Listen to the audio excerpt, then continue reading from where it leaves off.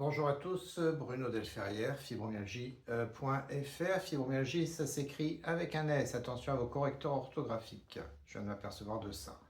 Google n'aime pas du tout le S de fibromyalgie. Et pourtant, le S a toute sa place avec la fibromyalgie, puisque vous avez chacun quasiment une fibromyalgie différente des autres, puisqu'elle vous attaque de manière totalement aléatoire. Je voulais vous parler très vite aujourd'hui d'une information que je viens d'apprendre. Je n'avais pas fait attention à ça.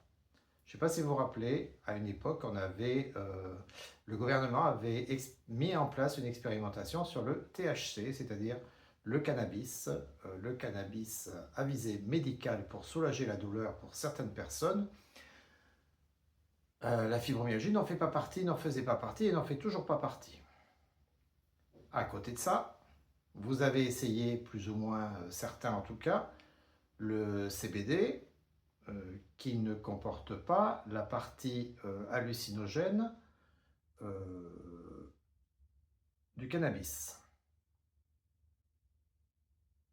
Le CBD a fortement marché, les boutiques se sont ouvertes un peu partout.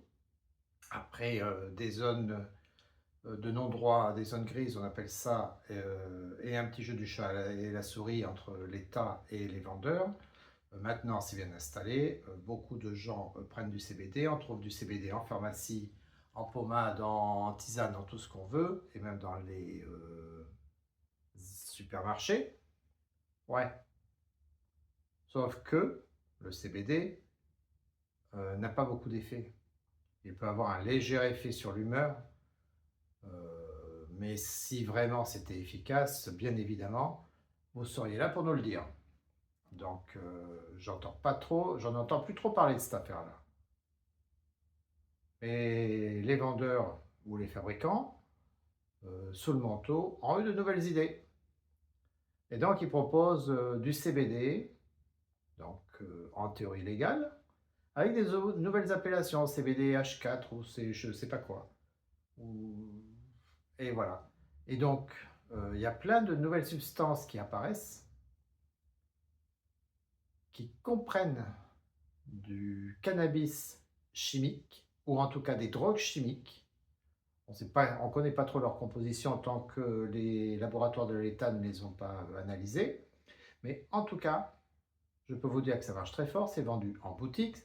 Ce n'est pas illégal, ce n'est pas légal. Donc c'est entre les deux. Et à chaque fois, tant que l'État, au bout de quelques mois, n'a pas dit que ces produits étaient néfastes pour l'organisme, eh ben, les vendeurs ont le droit de les vendre. Sauf que pour vous, les fibromyalgiques qui êtes hypersensibles, je vous le dis en toute franchise, je vous conseille fortement de ne pas acheter ces produits. Le CBD, oui. De toute façon, je vous dis, vous pouvez le trouver en pharmacie. L'effet est tellement moindre que vous ne risquez pas grand-chose.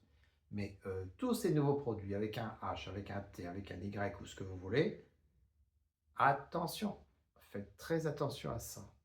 Voilà, c'est tout ce que je voulais vous dire pour aujourd'hui. Si TikTok en particulier pouvait se faire l'écho de mon information, ça serait bien parce que je sens qu'on va avoir encore un scandale sanitaire avec cette histoire-là et que énormément de personnes vont être gravement atteintes parce que ça peut porter sur le cœur, ça peut donner des malaises assez violents. Je pense qu'il y aura plus que des malaises. Donc c'est très important que l'information soit diffusée. C'était fibromyalgie.fr, Bruno Delferrière, président. Merci de m'avoir écouté et à très bientôt.